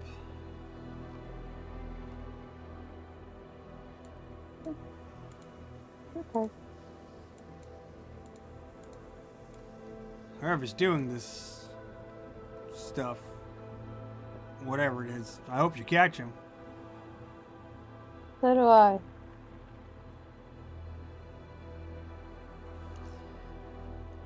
Was there anything else?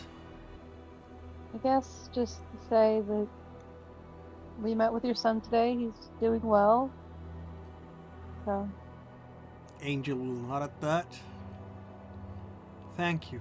Thank you. She's gonna press your hands. Bless your heart. God bless you all.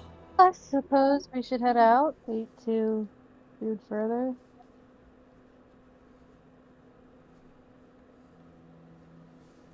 Where are we going next? Bed. Yeah. You're not I gonna mean, it is. you're not gonna tell the sheriff you're here? Doesn't he know we're here? You didn't tell them yet.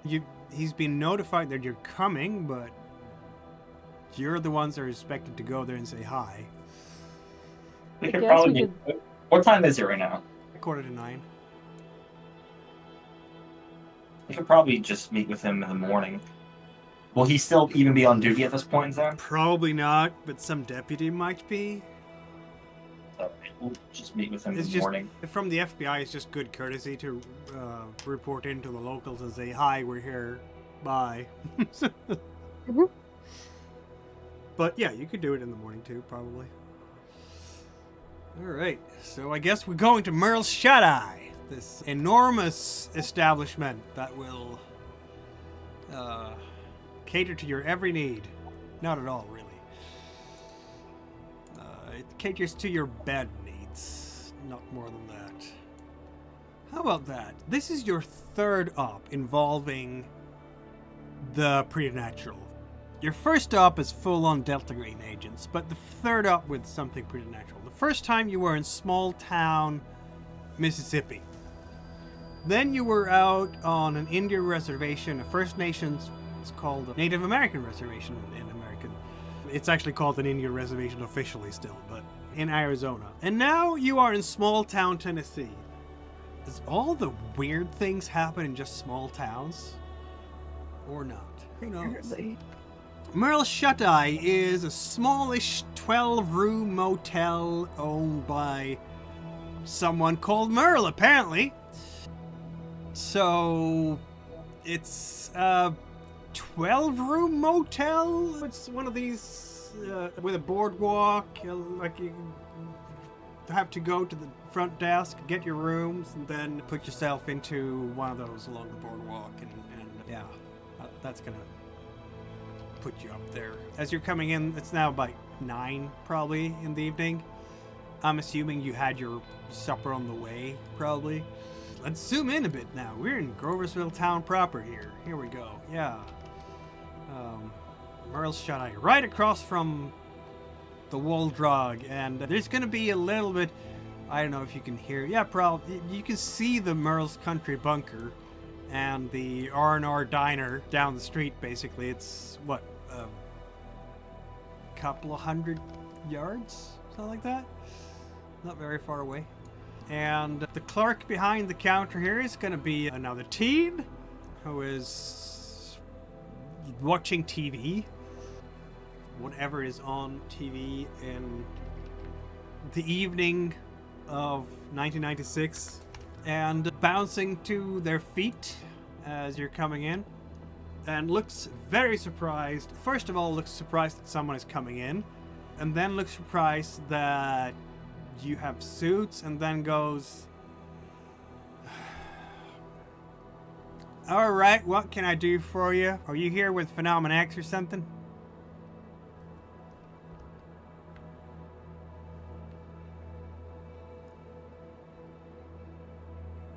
Are we here with what? Never mind.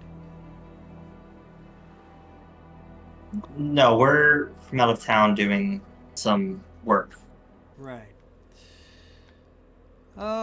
The TV is actually showing the X-Files right now. What episode is it? I have no idea. Failed as a storyteller. Yes. Miserably.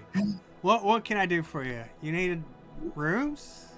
Yes, we're looking to rent some rooms for the next couple of nights. Alright, yeah, sure.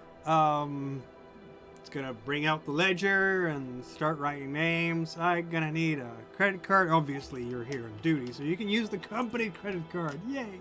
And then And you'll get... There is, in fact, 4 rooms, so you don't have to sleep in the same one.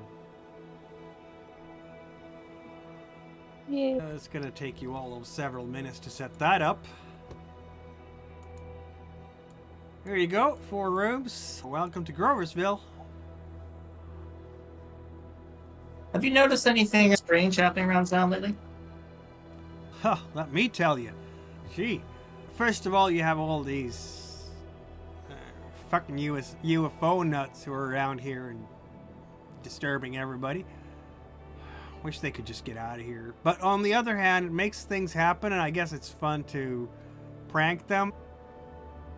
And on the other hand, gee, that was so gross. We had an honest to God murder in town just a few days ago. Crazy, man.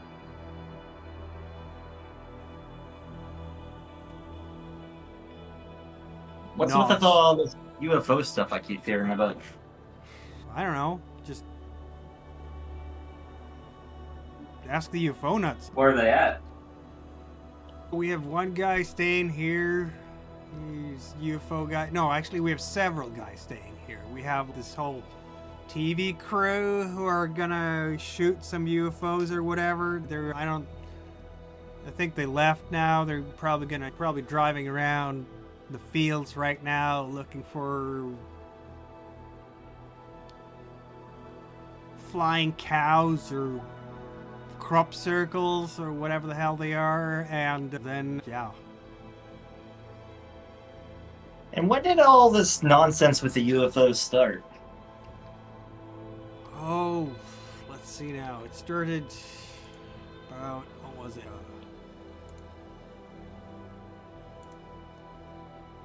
A month ago, maybe? Yeah, something like that. Let's see. Interesting. And what makes them think that there are UFOs here, of all places? I don't know, ma'am. I have no idea. They ask people around here. I guess it gets us something to talk about because nothing ever happens here otherwise. But they're talking about someone as, was it mutated cattle? Or if you don't remember time, or if you've been abducted by an alien, or all sorts of stuff.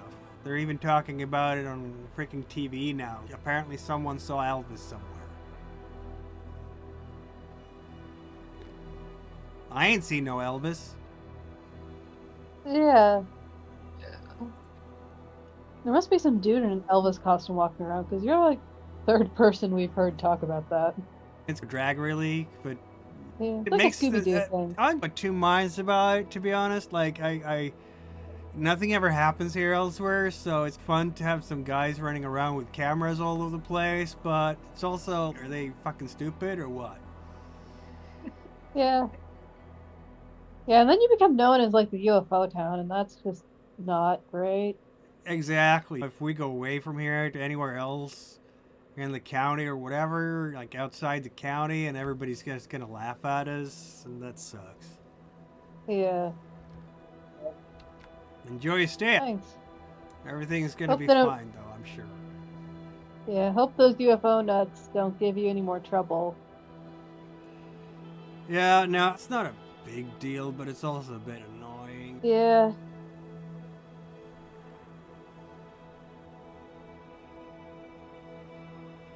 Anyway, you take care and have a good night now. Me too. Bye.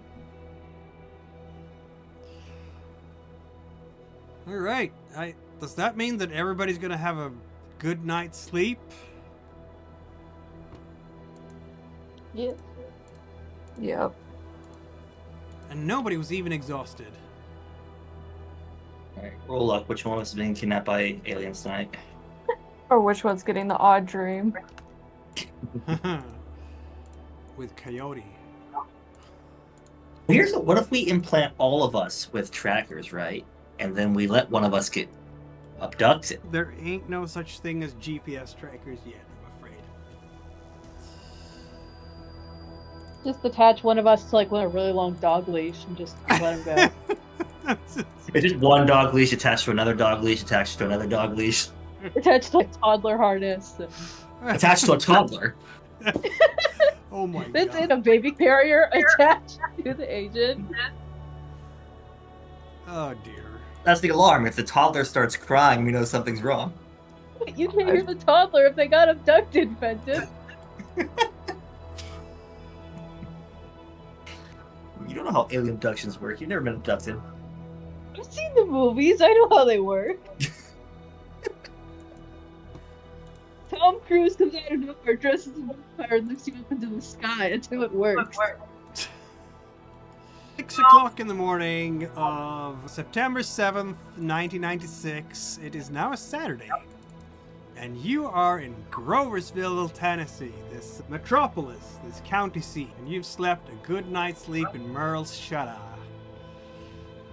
which is your typical motel room. Who wakes up first? What is the time you want to wake up? Let's ask that first.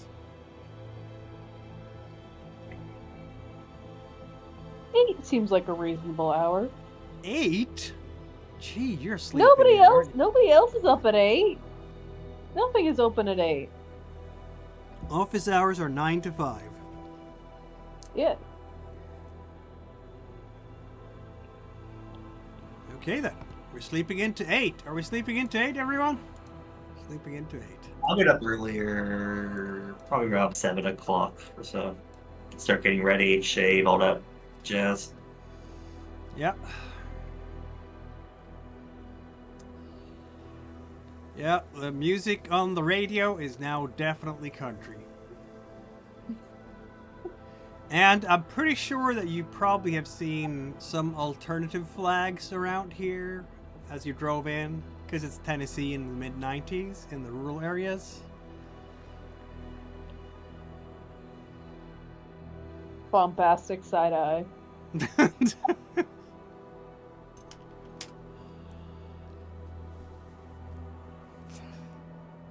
But none of those flags are apparent at the moment, at least. Where are we going this morning at 8? For breakfast, I guess the R&R diner would work? This is the motel. It doesn't come with... I guess there's like a small breakfast nook in the motel where you can get the most basic of things like yogurt and cereal and sandwiches and coffee and things like that. But if you want something more fancy than that, you'll have to go to the diner.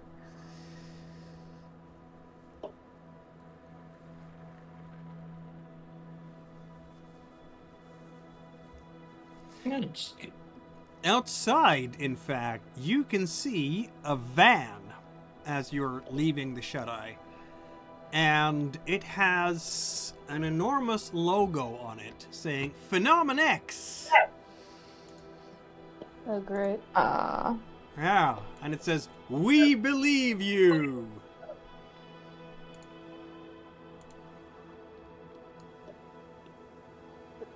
Great.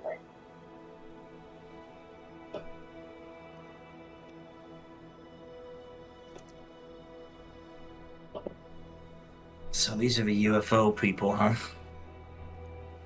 Apparently. Can we like just sneak out the back, maybe? I guess you can, yeah. Yeah, if any of them see you, that's gonna be... maybe they would love that. Who knows? It's not like, there's a recent homicide we could be investigating or anything like that. Yeah. I'm sure A-Cell would love us talking to something called Phenomen X. What can possibly go wrong if you do that? Maybe they are A-Cell for all we know. Fair point. Let's go up and say hi. Alright, we say hi. Yeah. Wait, you're gonna say hi to the Phenomen X dudes? Oh no. Just a waving. No, but we should the seriously van is- consider maybe talking to them at some point, because as crazy as they can be, we've officially seen 2 cases of crazy gone real. Yeah, it's fair, yeah. The van is currently empty. It's just sitting there parked, but it doesn't take a seasoned detective like yourselves to deduce that the people who use the van probably are spending the night here in Miles Shuteye. She said that. Yeah, the kid said that even, yeah. If Maybe you we could, stay like, here just- long enough, you're bound to run into them. Yeah. Maybe take another look around the breakfast area, see if there's some other people there. Not at the moment. You know what? Let's roll a luck check. One person does.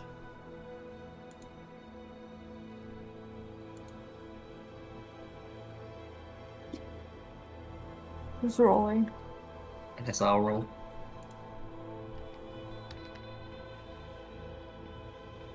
Oh. Apparently not. My browser crashed. What happened? Oh, I'm back. It failed. Aw. Yep. Another fail, because we can't have a success for the life of us today. Actually, Fenton succeeded with an int check earlier. But anyway. Yeah, you're the only ones in the breakfast area. Your deductive capacities here probably will deduce that they might have been out filming at night and took a morning, basically. Because UFOs famously don't abduct people during the day and are not seen during the day. Yeah. Aliens are I guess shy. we should. Or... I guess we should check in with the Adamses again.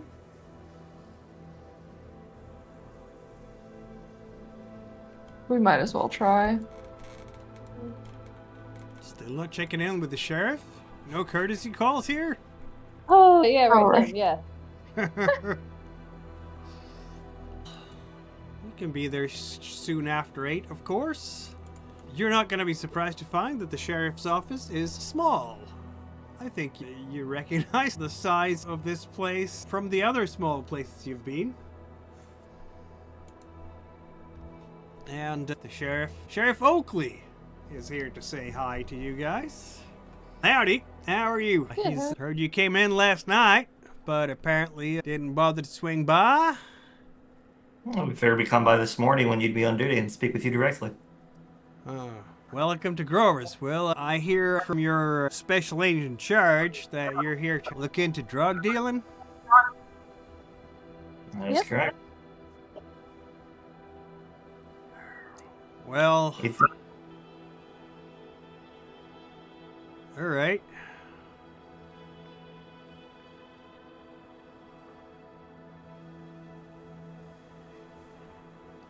I don't think there is any drugs around here. I'll say this much. If there's any drug dealers around here, they're from outside the county. Can't have been around here for long. Of course, the sheriff's office here will provide you with any help we can. I have 17 good deputies working for me. Half of them at any given time are right here in town, and the rest are out on patrol routes all across the county. That's really all I can tell about that.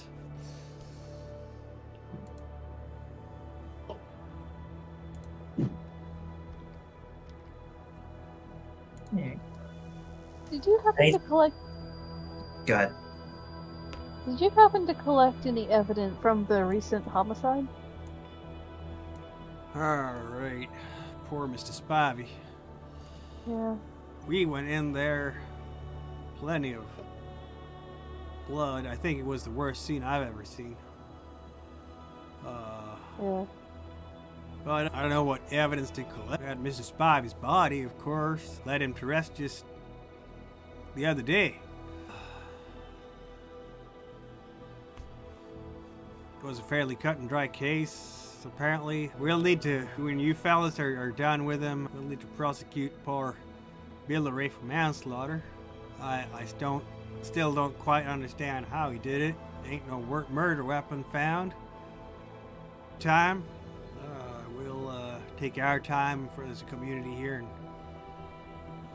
heal and all that. I'm sure it's all going to be fine eventually. This type of thing doesn't happen around here. It's a freak accident, I'm sure. If you were to ask me, I would probably guess that the kid had an accident with Dad's shotgun or something like that. But did you find a shotgun on him? We did not.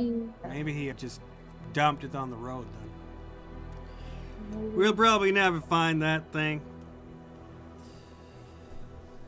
Anyway, you do what you have to do, and me and my deputies, we're around here, and if you need us. Much appreciated.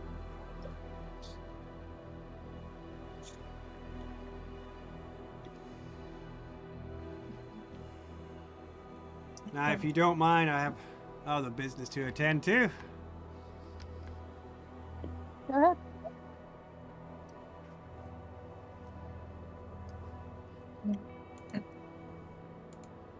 That was a very exhaustive conversation, wasn't it?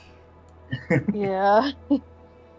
The end of that scene, off topic, I apologize. I'm actually have to take off early tonight. We are traveling tomorrow. I need to get some last second stuff done before bed. If you guys want to pause the situation, right, the story right here, we can do that. Seems like a decent place to do that. You guys are welcome to continue as well without me if you would like. We don't have that much longer for the session anyways. Yeah. Yeah. Very well then. We have arrived in Groversville, Tennessee. You have 1,000 leads to pursue, right? And a bunch of UFO nuts around, who I'm sure will cause no trouble for you at all.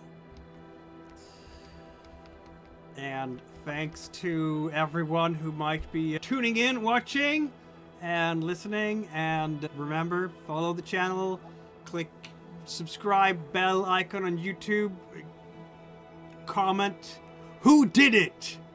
Don't spoil anything if you have already played Convergence. And we will see you guys in a week.